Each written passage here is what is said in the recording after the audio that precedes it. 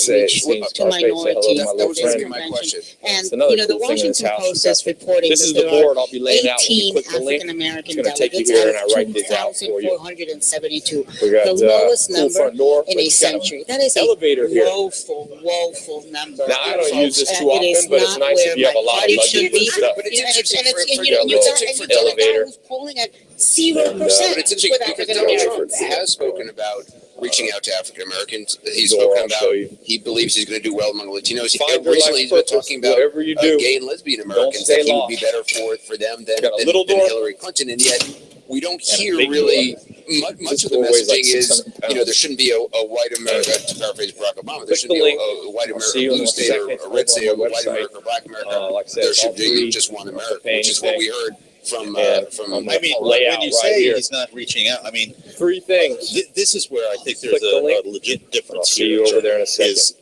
when we have Ben Carson here, or when we have Sheriff Clark here, they're here as Americans. They're not here as Black Americans. That is the fundamental difference. So to have an appeal to quote unquote minorities is to, in essence, go over to that side of the playing field and acknowledge that that's the mission. Do you think there's any justification to have less than 1% of the delegates be African Americans in 2016? I don't think we should be bean counting. I think that they're all human beings. I think we should have a representative democracy. We're never going to have democracy. So we got to hold that thought. We're going to continue this discussion. It's an important one to have. We do have to take a break. We'll also have another reality check on tonight's speeches, including Chris Christie's claim that Hillary Clinton is to blame for the turmoil in Libya. Details that.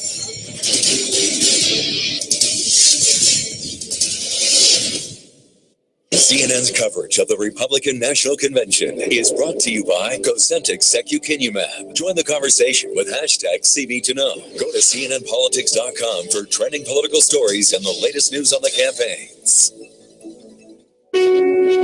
See me. See me. Don't stare at me. See me. See me. See me to know. This psoriasis is just something that I have and not contagious.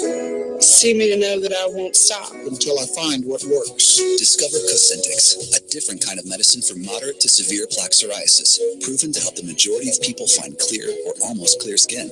8 out of 10 people saw 75% skin clearance at 3 months, while the majority saw 90% clearance.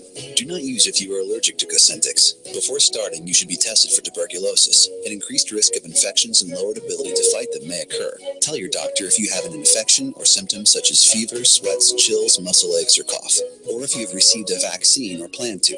If you have inflammatory bowel disease, tell your doctor if symptoms develop or worsen. Serious allergic reactions may occur. See me. See me. See me on my way. Find clear skin and a clearer path forward. For a different kind of medicine, ask your dermatologist about Cosentyx. Why are you checking your credit score? You don't want to live with mom and dad forever, do you?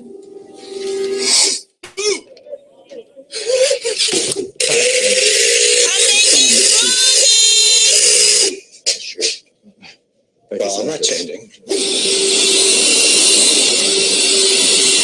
So how can I check my credit score? Credit Karma. Don't worry, it's free. Wear a shirt today. Credit Karma. Give yourself some credit. Last day and all. Okay, phone's over. Thirsty? My friend said I had to earn my way to the cool table. Oh, sweet Jane. You gotta stick up for yourself. Like with the Name Your Price tool.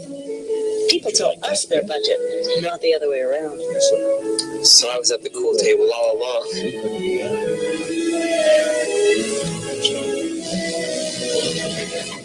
I could tell right away ZipRecruiter was going to make hiring a lot easier. Go to ZipRecruiter.com and post to over 100 job boards with one click. Then easily select the best candidates from...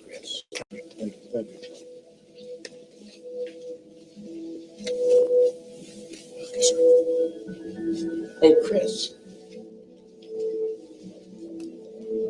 I almost forgot.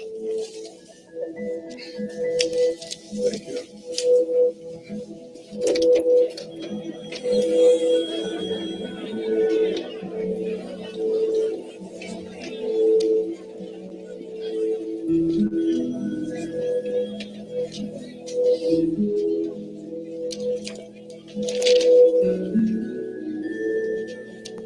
This part of my life,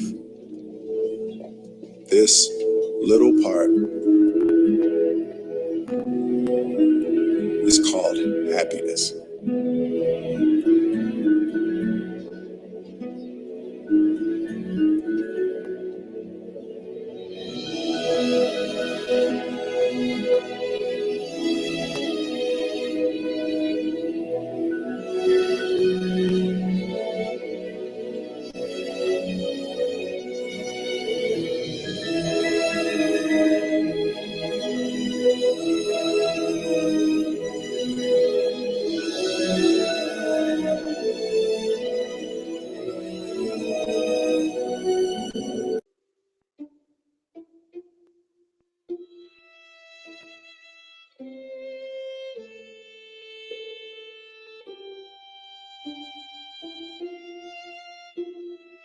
My psychic put me in tune with my destiny. It still amazes me how California psychics knew exactly what was going to happen. I feel like I met a life coach. Talking to my psychic is fun. Tomorrow starts today with California Psychics. This morning, ISIS claims to have destroyed priceless pieces of history. A video posted yesterday shows people taking power tools and sledgehammers to irreplaceable statues and artifacts in Iraq. One piece may date back all the way to 700 BC. Chris Ward is in London with why the extremists say it had to be done. Clarissa, good morning. Good morning. Well, CBS News has not been able to authenticate this video, but it was posted on social media accounts that regularly are used by ISIS, and it shows what could be the loss of artifacts up to 2,700 years old. Sledgehammers, drills, and bare hands. Weapons used by ISIS in its latest demonstration of destruction. This video appears to show the inside of a museum in the Iraqi city of Mosul. The extremists strip the ancient statues of their protective coverings, then shatter the priceless relic.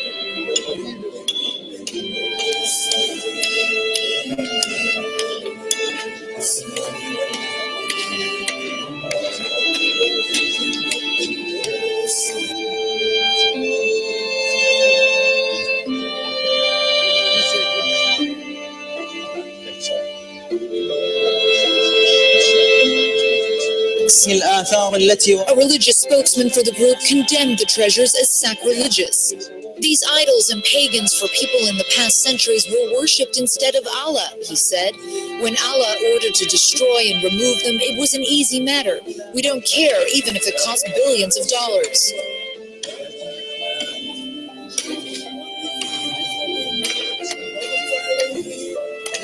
This means the irreparable loss of some of the world's oldest and greatest antiquities that are representative of the cradle of civilization.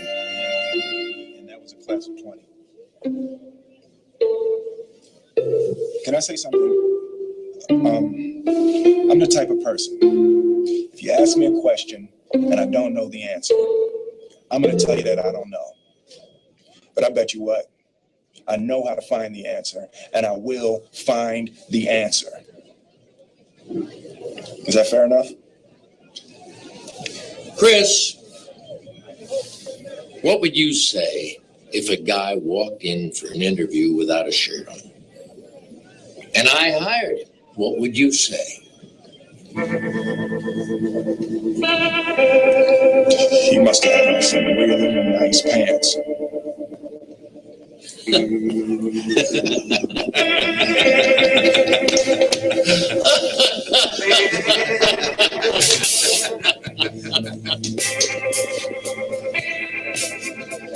Chris, I don't know how you did it dressed as a garbage man, but you really pulled it off in there. Thank you very much, Mr. Twistle. Hey, now you can call me Jay. All right, we'll talk to you soon. So I'll let you know, Jay.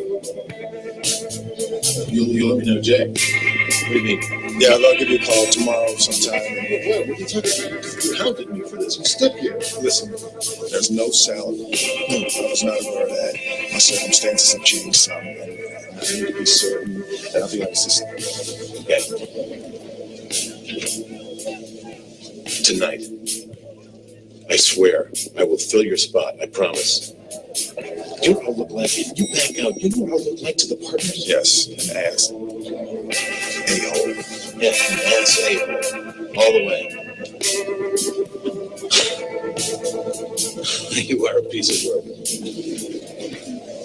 Tonight.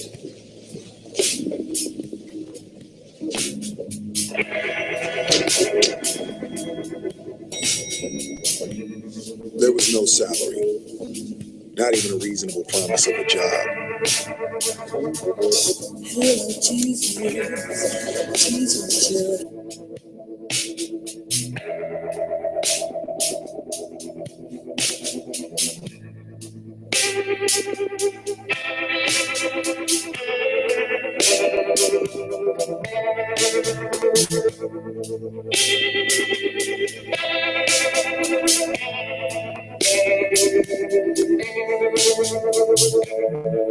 Hey,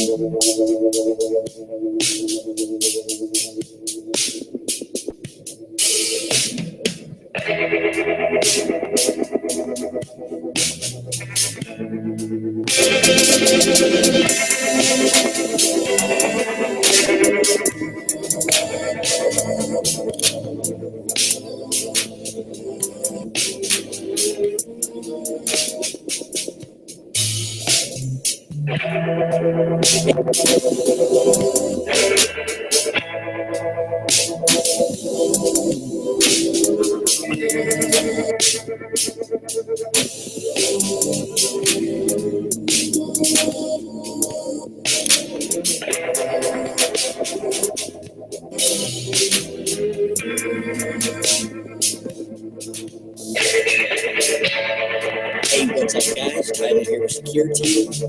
A monumental new finding by NASA's Kepler Space Telescope of 4 new planets that could support life, and is calling into question again, do the skeptics out there who deny this research that we do and would laugh at the fact, and have laughed at the idea that we are being visited.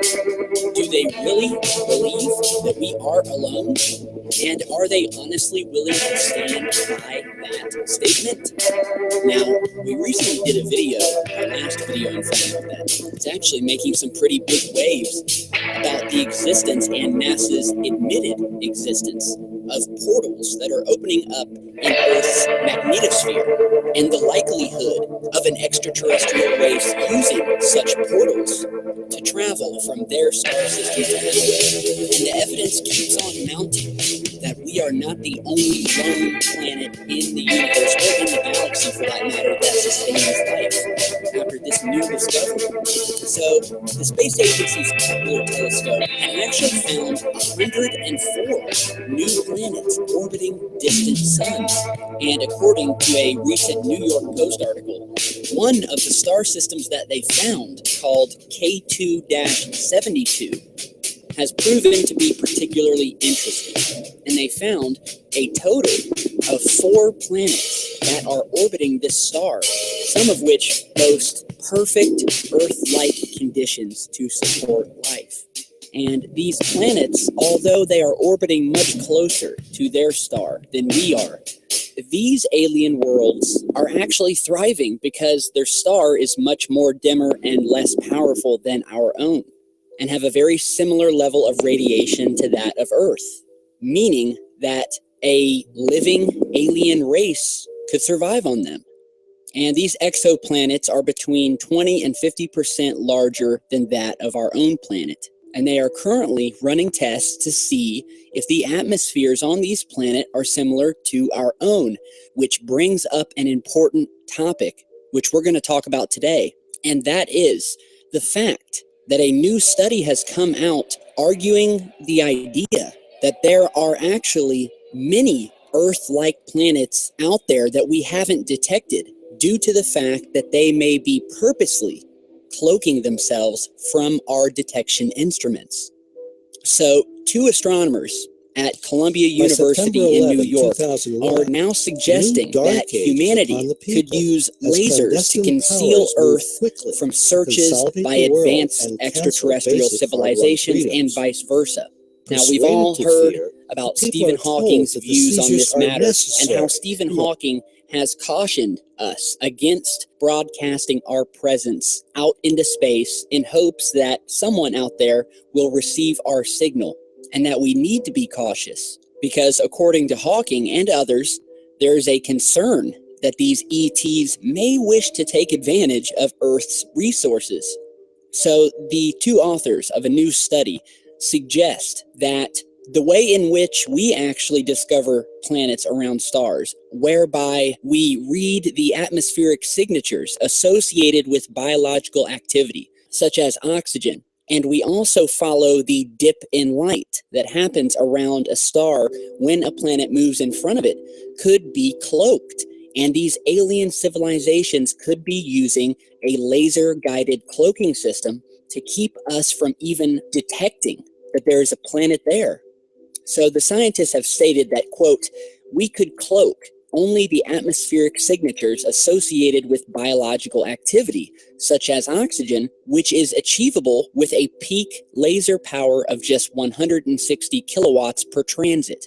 And to another civilization, this would make the Earth appear as if life never took hold on our world.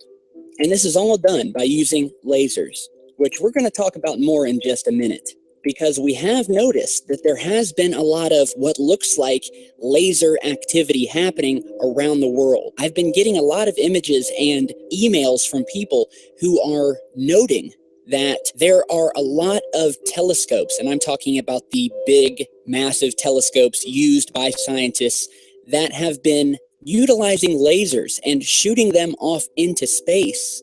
And it seems like these things are popping up all over the world. Here is a recent video that someone sent me showing a very powerful laser being shot into space. We don't know where, but it's being shot into space from the Macquarie Island Station, which is part of the Australian Antarctic Division.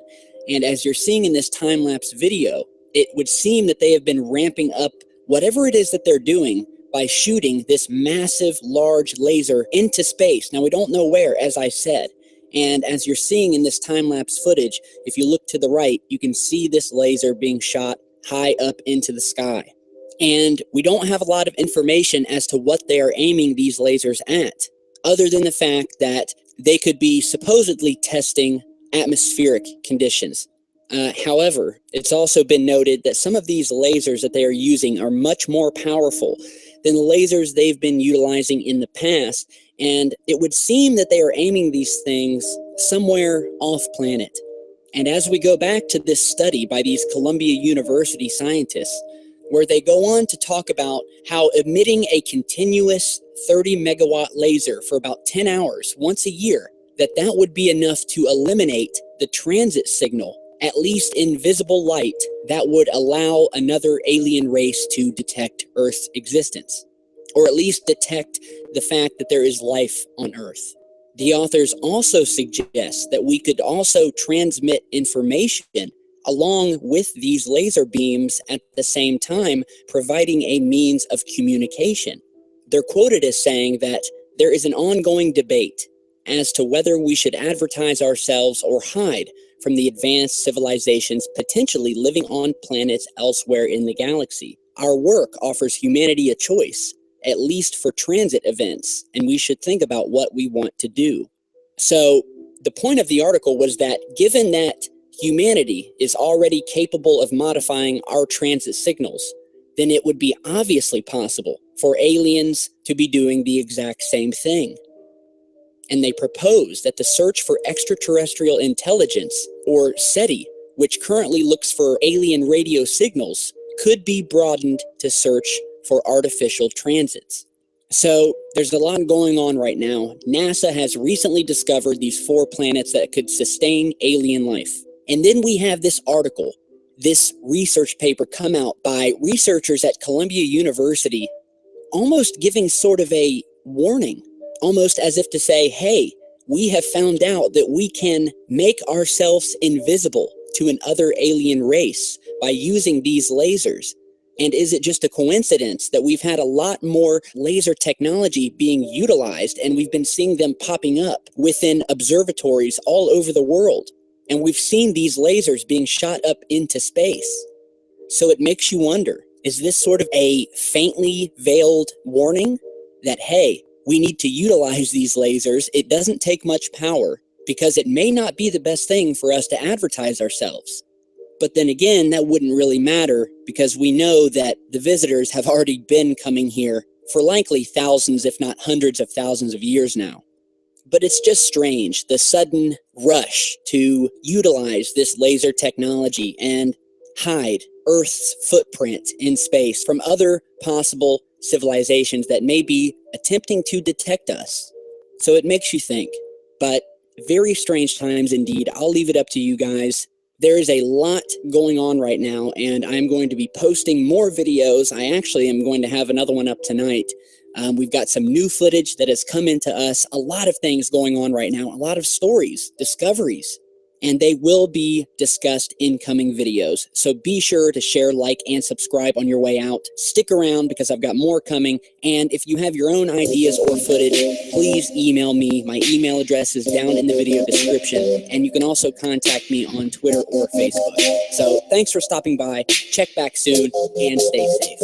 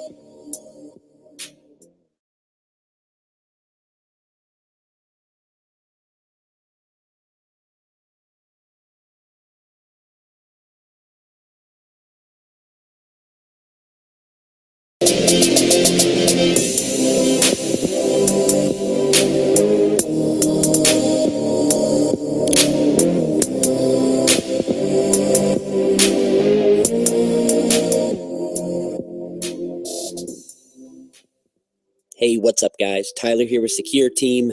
This has been one crazy ass week for strange things happening on this planet.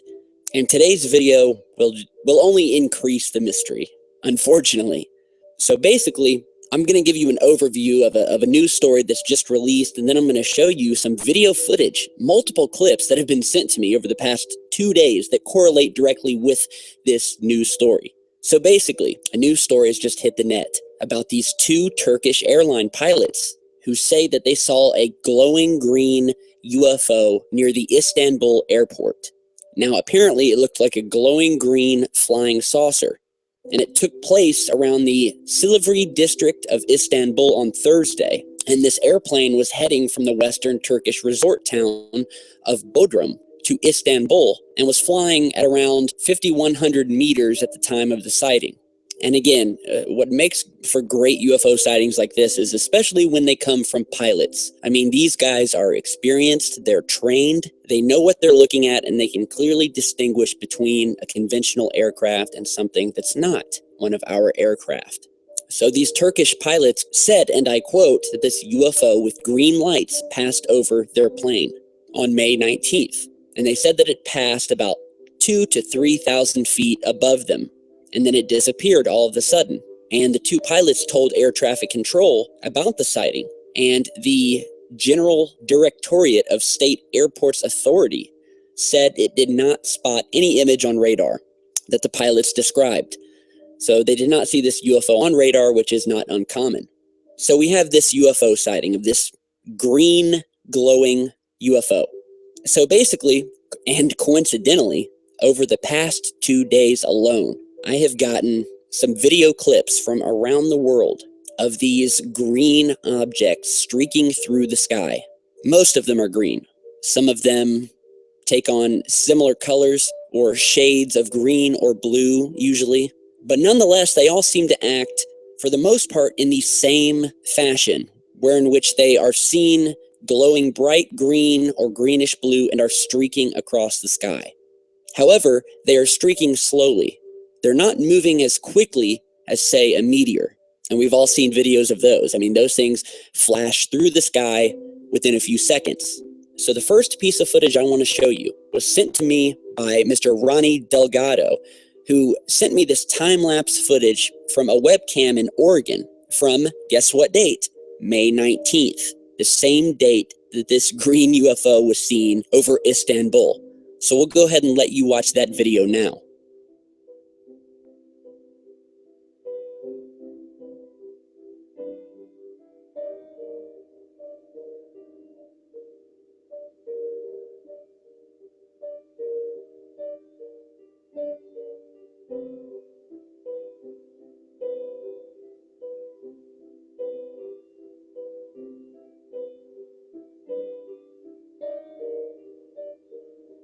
So as you just saw, and again, this happened over Oregon, we see in this time-lapse footage this massive green glowing object, which definitely, as we zoom in, looks to have some sort of circular surface structure to it.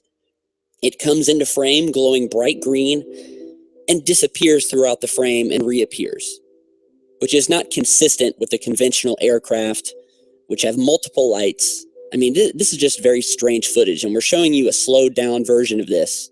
And it looks like this green object moved across the sky over about a time frame of about an hour. So this thing is moving slow, making momentary appearances, showing this bright green light before finally disappearing over the coast. And again, captured on May 19th, the same day that these Istanbul pilots saw another circular saucer-shaped bright green glowing UFO above their plane, which flashed its lights and then suddenly disappeared, just as you're seeing in this footage.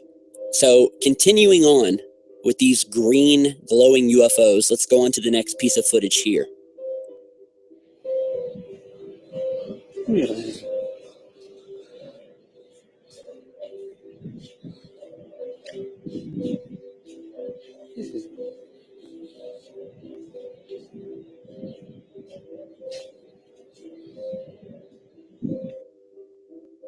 Now, this amazing footage was sent in to me and happened over Puebla, Mexico, captured by Hector Larazalo and emailed to me just a couple of hours ago, of once again another giant bright green object streaking across the sky. And I mean, look at this thing, another bright green object. Now, could this be a meteor? Possibly. But again, it looks very similar to not only the last piece of footage over Oregon we just showed you, but also, again, correlates to the UFO sighting over Istanbul. So now that's 3 sightings. So this is sighting number 3. This is 3 separate sightings across the world, starting on May 19th, that all contain a bright green glowing UFO. Now, these green UFOs are not only common to the last few days, they've been seen throughout the years. And we've documented that here on the channel. If you remember, there was this green glowing UFO caught over the Netherlands on May 16th of 2015, streaking across the sky. And it was, again, in the shape of a disc, taken by a blogger named Harry Clipperton, who saw this thing with his own eyes. And then we have another image here of the Aurora Borealis. If you remember, we mentioned the Aurora Borealis in our last video about the strange opening at the top of the Earth, or at least something that the government and NASA are attempting to hide at the North and South Poles. And we were talking about the Aurora Borealis, which is this strange light that seems to be in official satellite footage coming from a single spot at the North Pole. So again, this is an image taken from the surface of the Earth, of the Aurora, where again we see another one of these green UFO craft above the lights, very strange shape to it, very similar in shape that we've seen in other space-related photos, almost like a winged object, but definitely not a conventional craft. Now, our last piece of footage that we want to show you guys doesn't share the same characteristic of these other sightings where we see an object streaking across the sky, but nonetheless, this is some very interesting footage sent to me by Mr. William Kane, captured by him and his girlfriend at approximately 11 p.m. on March 25th of this year. And he said that this object, as you're seeing here, lasted for about 5 minutes, and we'll go ahead and let you watch the video, and then we'll talk a little bit more about it in just a moment. Behind the tree, it's going to come out the other side. To your right. There it comes. There it is.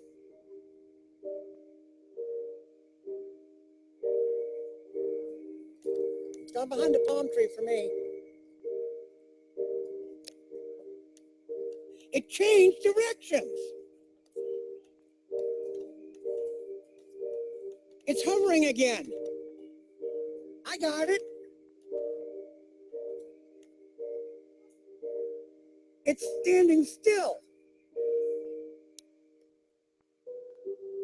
So this man said that him and his girlfriend witnessed this object. And as well, it was also seen by his girlfriend's brother, who was driving home, who was over 3 miles north from the location where this footage was filmed, and was driving home. The girlfriend's brother, that is, was driving home about 3 miles north, and also stated that when he talked to his sister and her boyfriend, who sent me this footage, that he too saw this object hovering in the sky, making sudden, slow movements, and then stopping dead in its tracks, sitting completely stationary. They said that there was no noise, no sound at all, like you would get from an airplane or a helicopter, or even, yes, a drone.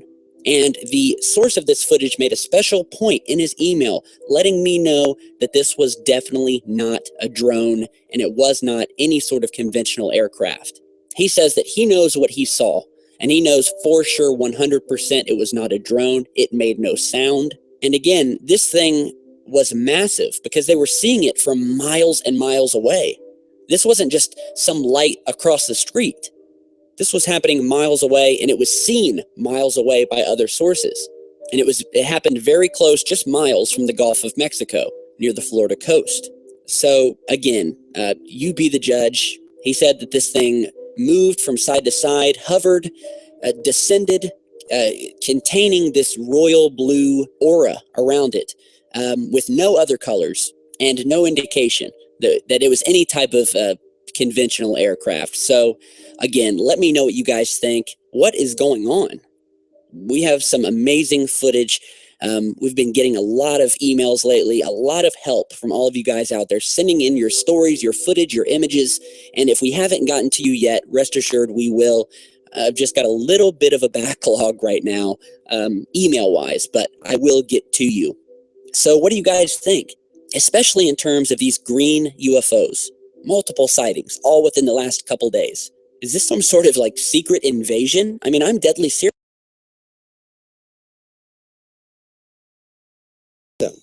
From terrorism, global warming, and even themselves. Oh, thank you. But 911 is not the date, nor are these the exact numbers of interest in this film.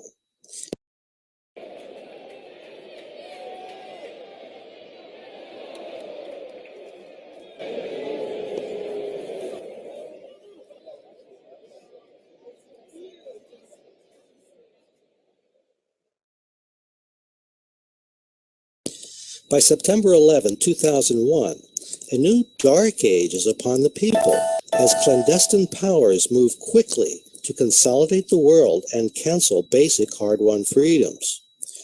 Persuaded to fear, the people are told that the seizures are necessary in order to protect them from terrorism, global warming, and even themselves. Oh, thank you.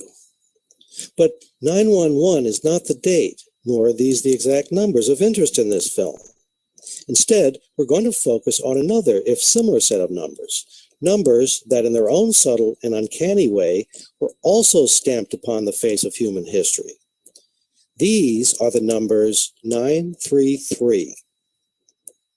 You see, at 7:49 on the evening of Friday, October 9, 1992, many thousands of people in the eastern United States witnessed a lime green fireball hurtling through the night sky. Described by one eyewitness from West Virginia as just a big green ball of fire with a tail behind it, the bogey followed a northeasterly path for some 400 miles in our atmosphere in about 40 seconds. But this was enough time for more than 20 individual video recordings to be made from North Carolina to northern Ohio, mostly by spectators at high school football games. During the second half of its flight, the fireball was seen to flicker at about 6 hertz and then break apart into 70-odd fragments. One of these fragments landed in a town about 27 miles north of New York City, as the crow flies. Here is the only meteorite ever both filmed and recovered. The 4.5 by 5 by 11-inch meteorite was later exhibited for a short time in the American Museum of Natural History in New York City, along with the car it impacted, This is to say, the meteor didn't just land in a cow pasture or broadside some mountain, never to be seen or heard from again. It took out this Chevrolet's right rear signal light.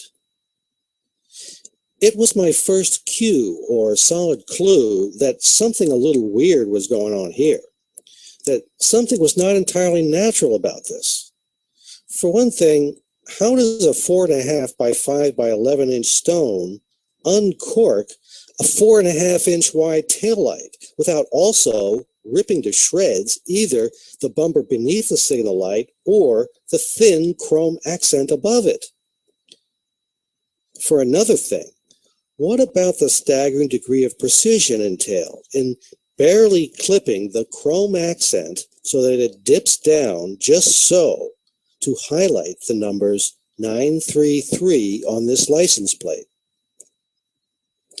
As for the signal light nesting between the two chrome borders, well, that was pulverized from one end to the other. Nothing but net. If it wasn't for the many other convenient and interesting facts attending this spectacle, I should have probably chalked this off as one of those things that occasionally occur in nature, like everyone else, and forgotten about it. But facts are facts, ladies and gentlemen, like the name given the recovered meteorite and the event as a whole. The name was Peekskill, after the New York town in which the meteorite was recovered. Consequently, they will forever be known as the Peekskill Fireball event and Peekskill meteorite. Funny about that name, Peekskill, though, a question did come to mind. Was this meteor event due to pure chance, or was it due instead to, well, skill? As outlandish and needing to be forgotten as the question might have seemed, it might as well have been asked at the time, since extraterrestrials just happened to be the very thing NASA scientists around the world were looking for just then. Fact was, on Monday, October 12, 1992, or 3 days later, the American Space Agency was poised to begin a massive 10-year program to look for signs of intelligent life in outer space. The High-Resolution Microwave Survey, the technical name given this first federally commissioned study project, was orders of magnitude more efficient at collecting and analyzing radio waves in space than any previous privately funded SETI project before it. Jill Tarter, one of the project's chief radio astronomers, was widely quoted as saying, "All previous SETI attempts have been so much prologue. HRMS will do more searching during the first minute than in all previous attempts combined."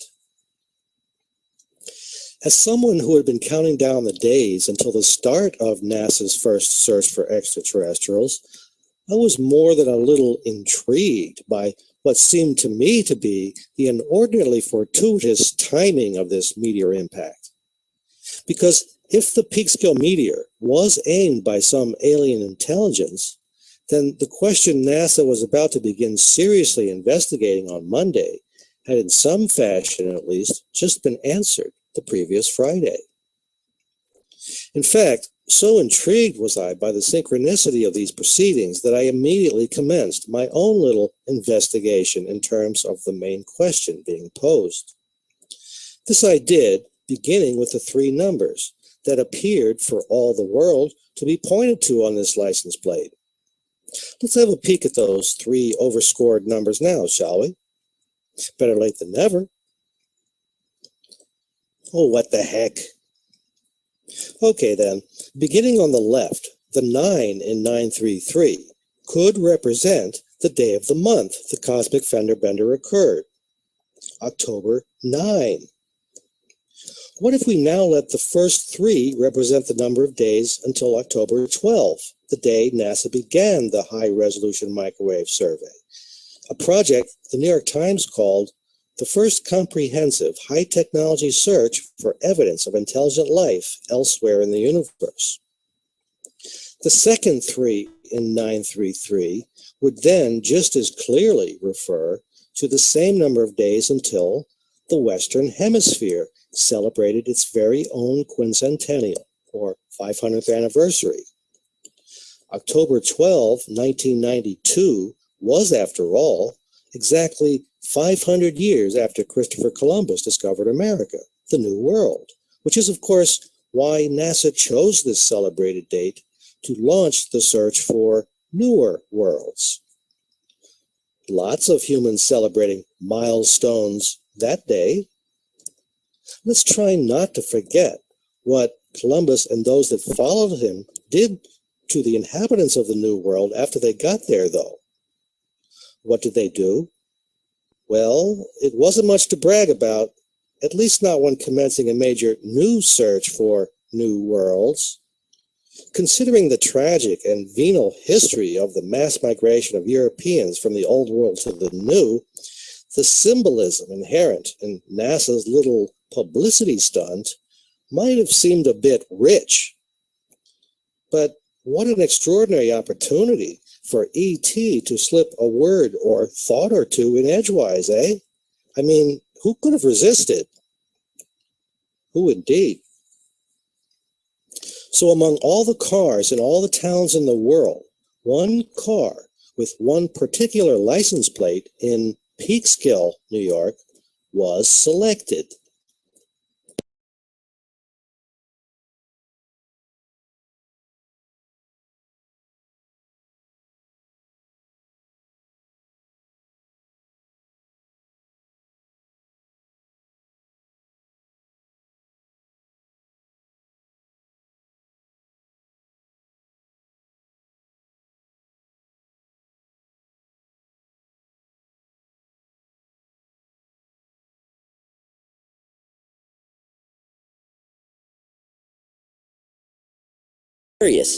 What is this? I mean, one sighting could be anything. 2 sightings, that's a coincidence. But 3 sightings? 4 sightings? All of which had the same characteristics? This green, massive UFO, saucer-shaped, seen by pilots, seen on webcams, seen on personal video footage? I mean, what's going on? Either this is some sort of an invasion by some sort of objects that are entering our atmosphere, or we have a shit ton of meteors and space rocks flying toward us right now for some unknown reason, which means that something out there in space has disturbed the normal run of things, you know, especially in possibly our asteroid belt. So let me know what you guys think.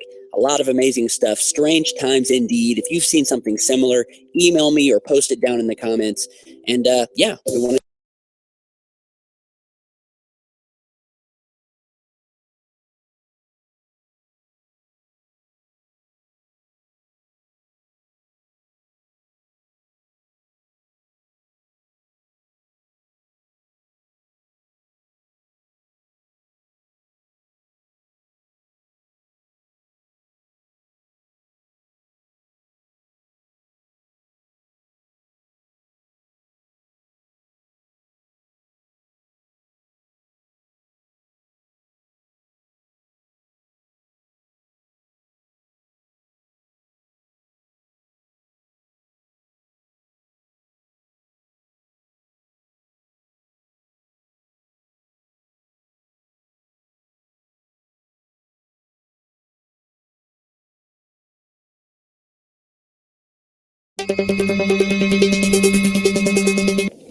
Iran now conducting their 4th missile test since the nuclear deal signing. This story comes to us courtesy of Lucas.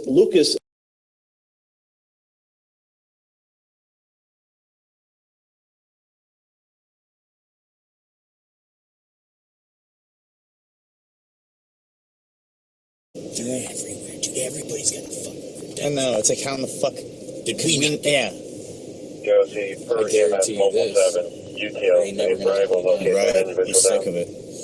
Sick of it. Now we've got another 4 years before we got another election thing that goes down. So, well, next time it happens, we got the DNC in a week, and I'm still trying to figure out how I'm going to swing that. You know what I'm saying? What are we gonna? How are we gonna send Eric? What's that? How are we gonna send Eric into that mess alone? Good question. It's not gonna be anything like this. You know that DNC's gonna be alive. Man, I don't know what is going on here. You're not streaming? Yeah, I'm streaming now. 30 seconds in, 28 people, but it's just glitching. Need to repent on the air. These 14 suspicious mail. Again? Well, last time it got hot, it just shut down. It told me your device is getting hot. It shut the phone down. I don't know what's going on, guys. We face so many. Look, it just jumped to 150 out I of know there. exactly. It's putting some items suspicious into a metal container. Something suspicious. A black or Hispanic But it's male, like yellow shirt, red baseball cap for the call. He's just acting suspicious and odd. Suspicious Okay, you get a zone permit to fly by there. somebody think the street light was the full moon.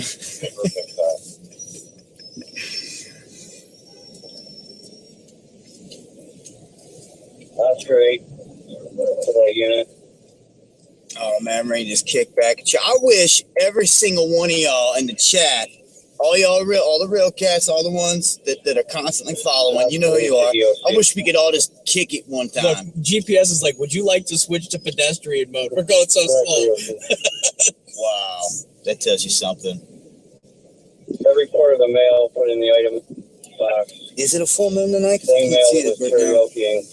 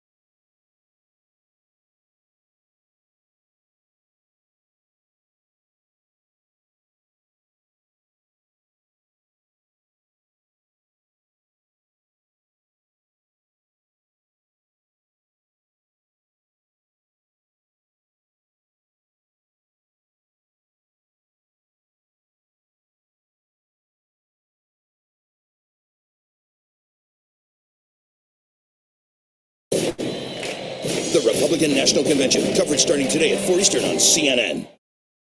Welcome to Space News from the Electric Universe, brought to you by the Thunderbolts Project at thunderbolts.info.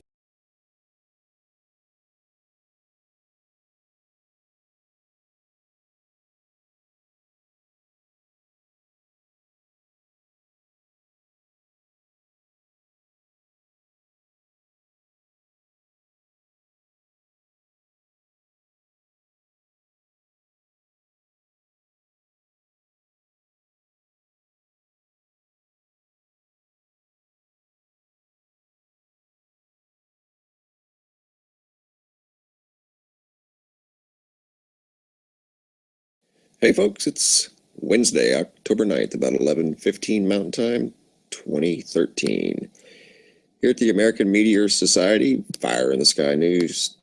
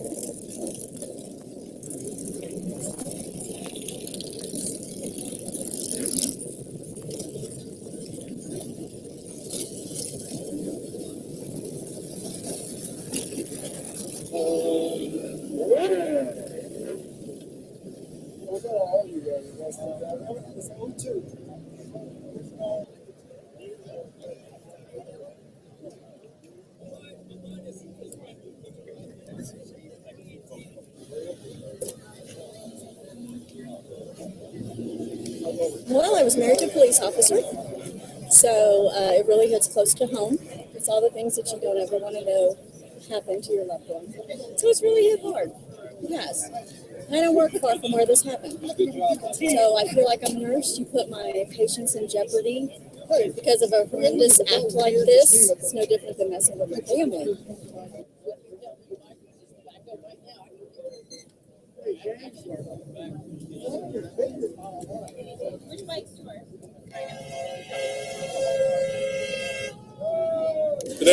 Today's an honor. It's a privilege to be here for the officers who have lost their lives, not only here but in Dallas and elsewhere, and for the ones who are actually still in the hospital fighting for their lives. It's an honor to be here, and it's an honor to ride with all these people right here to show our appreciation for our law enforcement.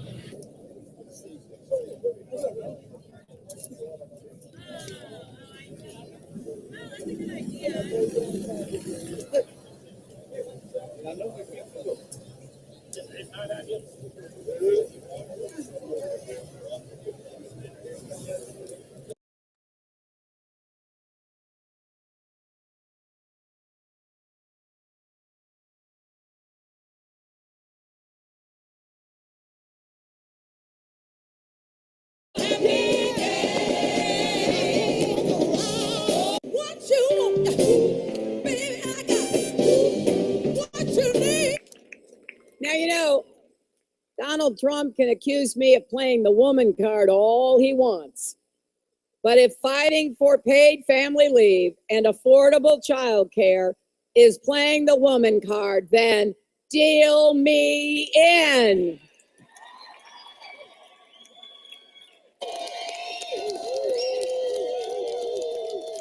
The president has to speak on behalf of all the American people. Has to try to pull us together, not drive us apart. Can you imagine Donald Trump in that position?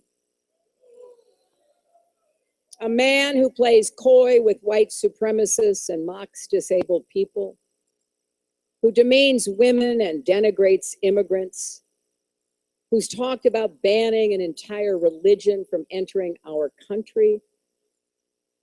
We in America are better than that. And America is better than Donald Trump.